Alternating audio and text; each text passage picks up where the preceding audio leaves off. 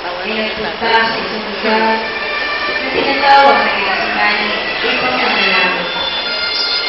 Nagsimulang mapagkabal at maghirap ang kalooban ni Jesus.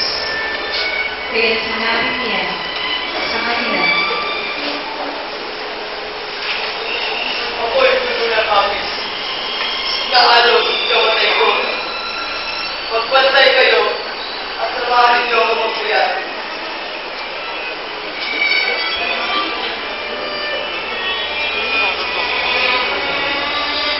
Ama ko, kung maaari po, ilayunin niyo sa akin ang kopong ito ng paghihirap. Ngunit, hindi po ang kalooban ko, kundi ang kalooban ninyo ang mangyayari.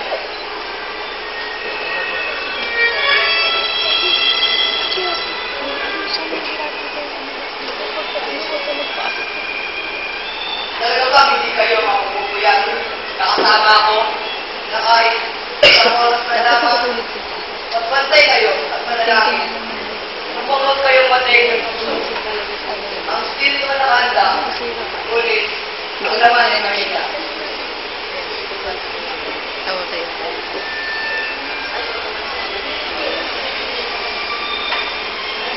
Ama ko, kundi po may aalis ang upang ito.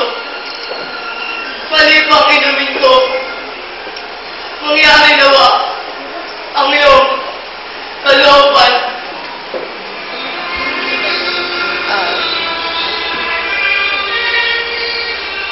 Tulog ko pa kayo at nagpapahinga. Dumating niya ang oras na ang anak ng tao ay pinagkanulo sa mga makasalanan. Tayo na, narito na ang magtataksil sa akin. Nagsasalita ang Pag Jesus ang dumating si Judas, nakabilang sa 12 alagad. May kasama siya ng maraming tao, may dalang mga babae at pamalo. Sinusunod ng mga punong pari at mga pinuno ng bayan. Bago pa sa tribunal ito, sinabi na nakasilang ka ng Hudyan.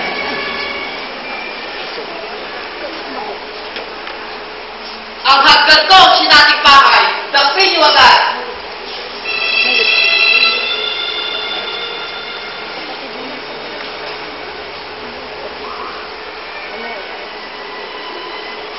Matapos po, mo.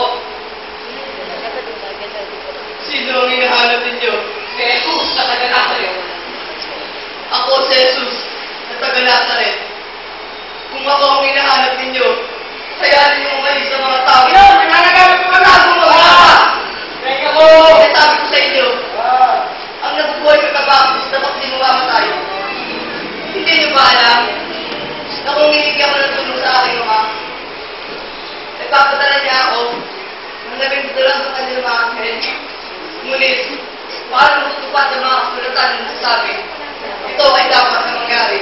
Kapit siya! Alis kay Dimas! Ako ba'y tulisan? At dapat ko kayo pinadala sa mga kamalo. Araw-araw tututuro sa templo. At karoon din kayo. Ngunit, hindi ninyo ako dinakit. Subalit kayo na panahon ninyo. At ang kapangyarihan ng kadiliman. Dinala si Jesus na malupakit sa kanya sa bahay ni Caiaphas, ang pinakaunang pari. Doon, nagkakatipon ng mga kapagtulong sa kusan at ang lumamitas na kanila ang ulo sa kanya. Wala silang kataguan, makakapagmagloong si Jesus ay dapat bumatay. Sa wakas, Ako isa lang naman siya. isa umarap at nagsabi,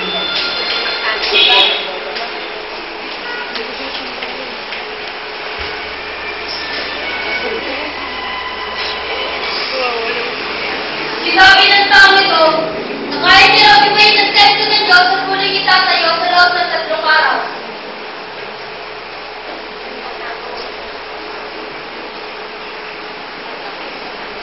Wala ka bang may sasagot sa baratang ito lamang sa'yo?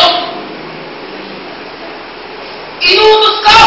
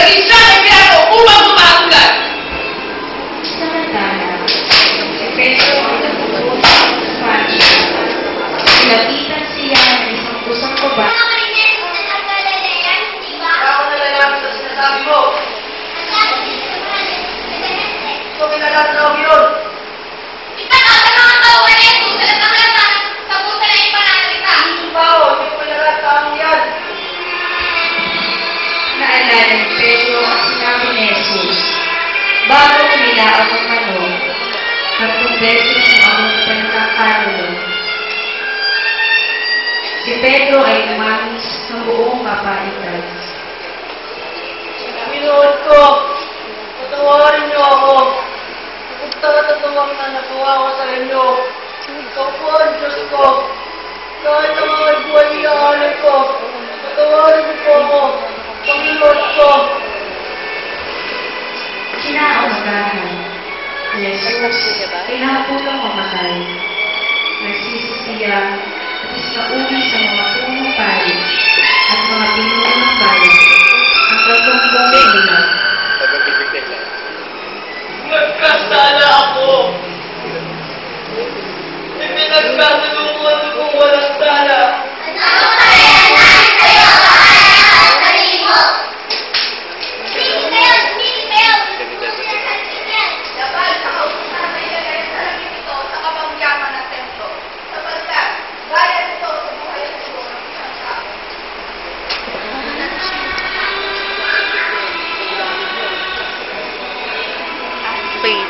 Diyos ko!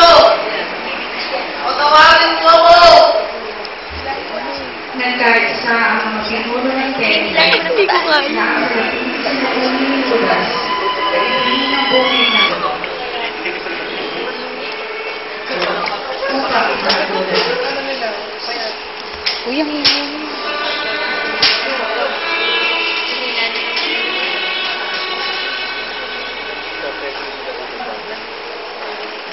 Saka pa yung tinapon.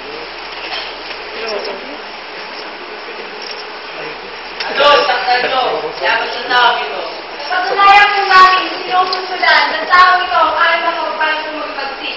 Ang mga testigo ay pagbawalan niya magbayad sa emperador. Nagpanggap din siyang Kristo na siyang hari. Oo nga ba kari ng mga udyong? Ang bayan ko! Kahit sa daigdig na ito! Kung gayon, ikaw nga ang hari. Ikaw nga ang nagsabi. At sinasabi ko pa sa inyo, hindi magtatagal at makikita ninyo ang anak ng tao na nakaupo sa kanilang mga pangyarihan Diyos at dumarating na nasa Galing ni Isha. alapaw. Galing ni Isha. Wala akong makita kasalanan ng tao ito. Hindi maging leader niya. Magsik ang buhay Judea. Nagsimula sa Galilea ay narito na. Kung gayon, dahil siya kay Herodes para doon makatulad. At dala ng mga kawat si Jesus kay Herodes upang makatulad. Tingin ni Herodes na gumawa ng isang milagro sa Jesus. Ngunit nanatiling walang tugon mula kay Jesus. Kaya siya ay muling pinatuloy kay Pilato. Tuwing pista ng Pasko, si Pilato ay nagpapalaya at isang linggo. Sino bang humiling sa kanya ng mga taong bago? Na isang binangguloon ang pangalan ay Barabas. Kasama siya sa mga nire-rebeldo at nakapatay siya ng panahon ng pag-aayos. Itinanong niya sa taong bayan. Sino ang nais yung palayain ko? Si Barabas ay isang kriminal o si Jesus at tawag yung Kristo?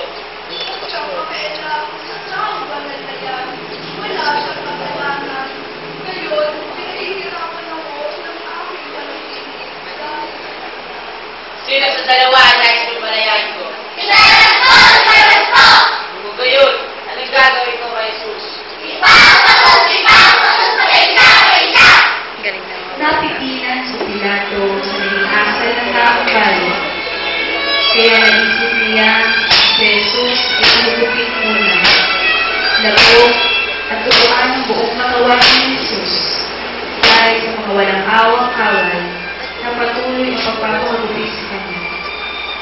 Kumuha sila ng isang malingan na balita at isinuot sa kanya.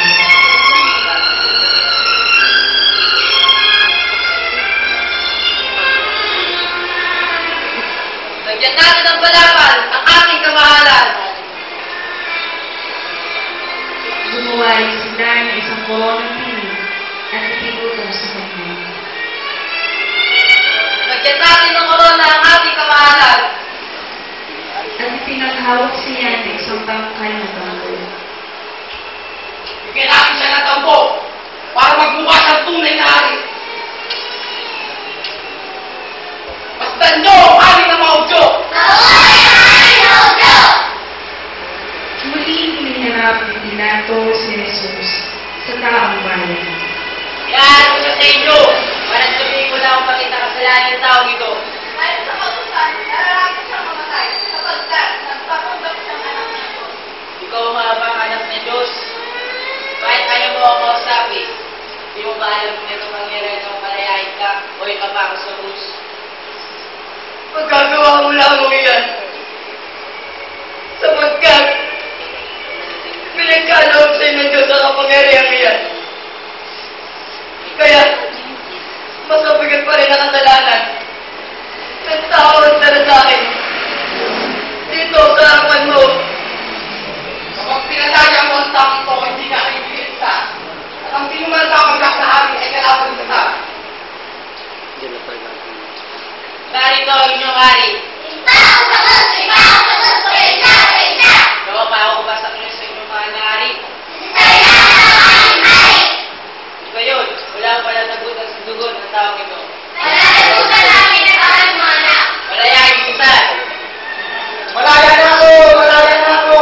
Malaya na ako! Malaya na ako! Malaya na ako!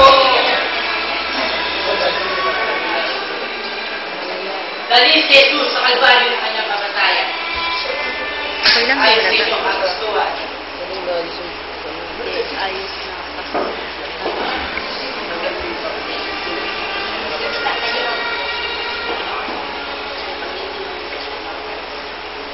Masalin mo ang krus. Patungo sa landas ng iyong kamatayan. Si Jesus ay nilabas ng lungsod upang dalhin sa Golgotha na ang kahulugan ay buong ng bumo. Pilit na pinapasaktan niya ang isang napakabigat na krus. Nilasap ni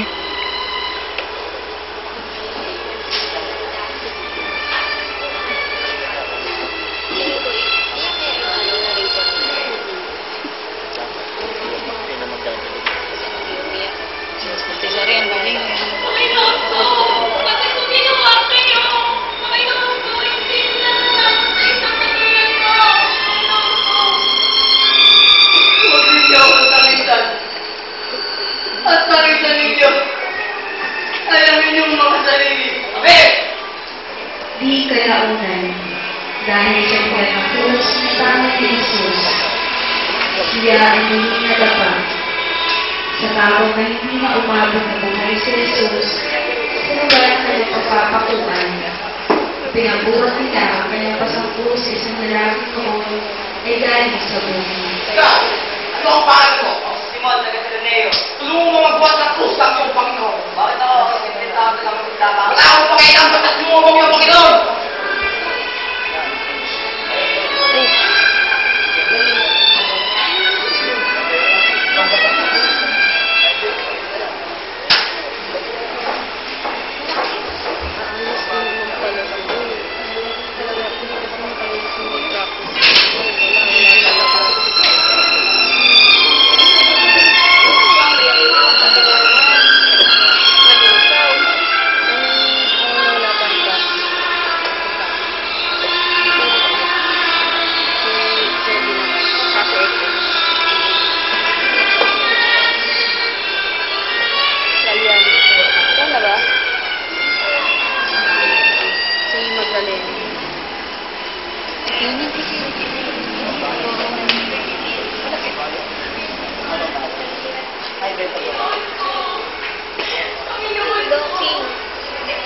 Sige na sa pagpapalusabi ko.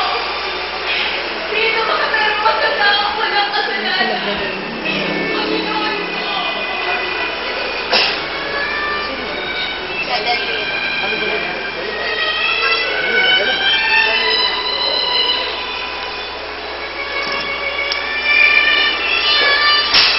Patuloy na naiis ni Jesus ang hirap, sakit at bigat ng krus na kanyang pasan-pasan.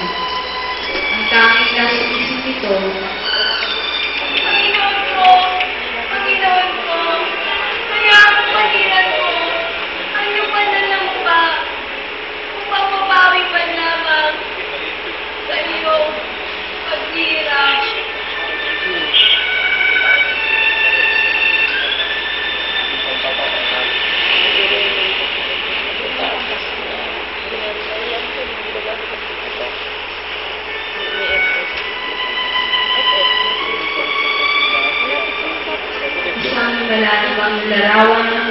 Jesus sa panunutan ng ginamit sa Kanya.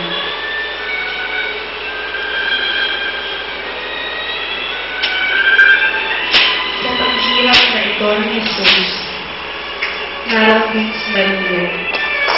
Nananahoy ang kanyang ilang. Walang tingin ang pagdaloy ng kanyang luha. Dahil sa haba na sinabi na anak, halos kamatay ito. Nang makita ang minamahal na anak ay sinasaktan, sinugod siya at subuan sa pagpapasal. Sa walang masindigat na Diyos. Nangkus sa pagpapakuan hanggang kamatayan. Kanya! Ano ginawa nila sa anak ko? Ano ba? Wala ka kasalanan ng anak ko. Ako na nakatatay ko sa anak ko.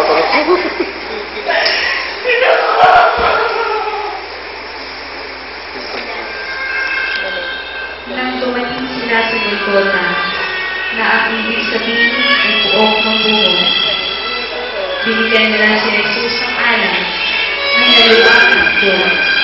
Ngunit nang matikman niyo ay hindi niya namin doon. Tulog ka!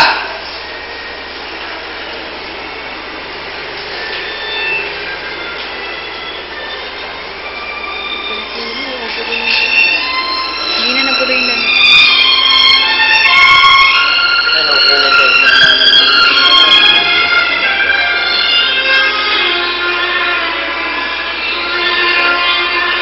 Hindi na pumunta kasi ang papupunta yun.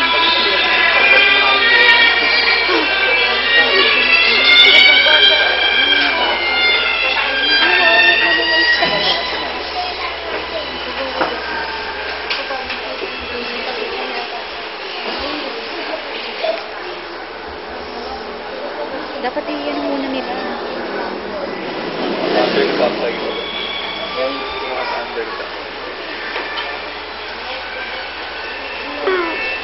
Nakakatakot naman. Natakot ako, eh. Nakakatakot ako. Pag ginaganyan mo.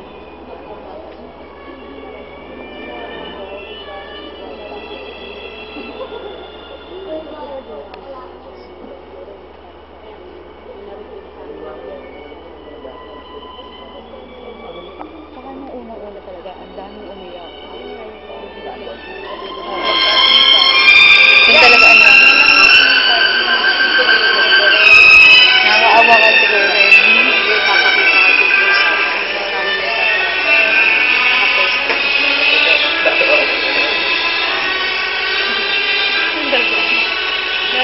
Kasi ano mataya yata yun. Bakit pumasok ko siya? Uy, baka umano yun. Si Jesus, ngayon ay pinapako sa krus. Siya ay hindi man lamang umiiyak. Ang puso ng paraan ay nabututan ng mga makasalanan. Oo, alalayan nila. Sa pamamagitan ng palabunan, isinulat nila sa kanyang una na paratang laban sa kanya. Ito'y si Jesus, Hari ng mga Hudyo. Patuloy din siyang tinukot-siya ng mga taong nakakakita sa kanyang kalagayan. Dito ito ang biniwan sa iyo at sulitan kayo sa loob ng tatlong araw. Sulitan mo ang iyong sarili kung ikaw mga anak ng Diyos, huwag ang krus. Iniligtas mo ang ikaw ngunit ang sarili mo, hindi mo mailigtas. Diba ikaw yung hari ng Israel? Kung babangon sa krus, ang naniniwala ko sa iyo. Nananalig kaya sa Diyos, sabi niya siya ang anak ng Diyos, tignan natin kung iniligtas siya ng Diyos. Mula sa tanghaling tapat hanggang ilatlo ng hapon ay nagdidilim ang buong lupain. Nung magsikat sila ng hapon, sumigaw si Jesus. Eli! Eli! Lama! Sabachthani! Diyos ko! Diyos ko!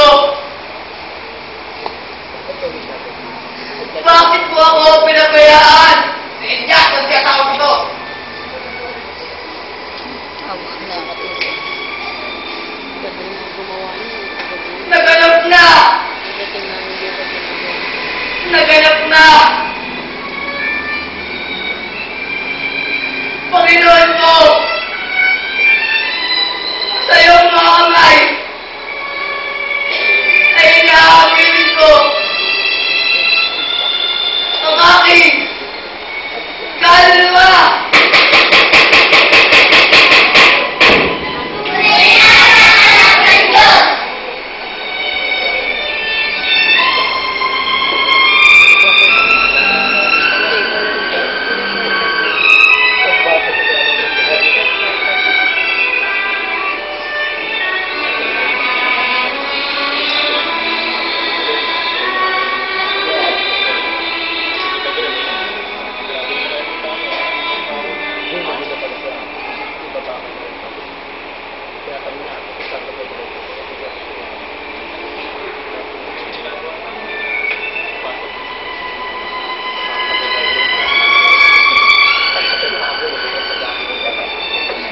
Ate Shane, yun yung kinumot natin kanina. Oo. Diba? Hindi naman nalatang madumi issue.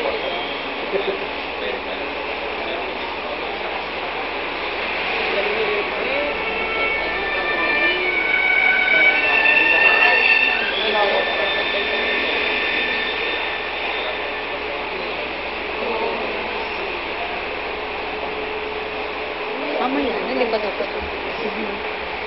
Naglag yung maid.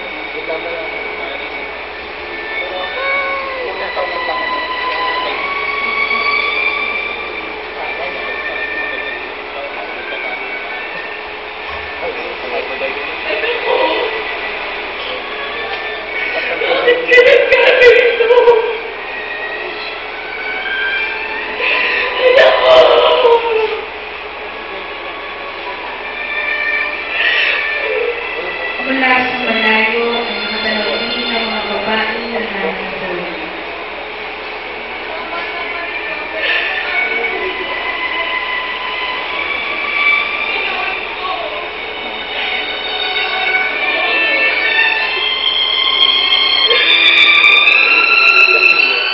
Pagsapit ng dilim, dumating si Jose, ang isang mayamang taga-Arimatea, na taga-sunodin ni Jesus. Hinihingi niya kay Pilato ang bangkay ni Jesus, kaya inutos si Pilato na ibigay ito kay Jose. Nang makuha ang bangkay, binalugan ito ng tela ng lino.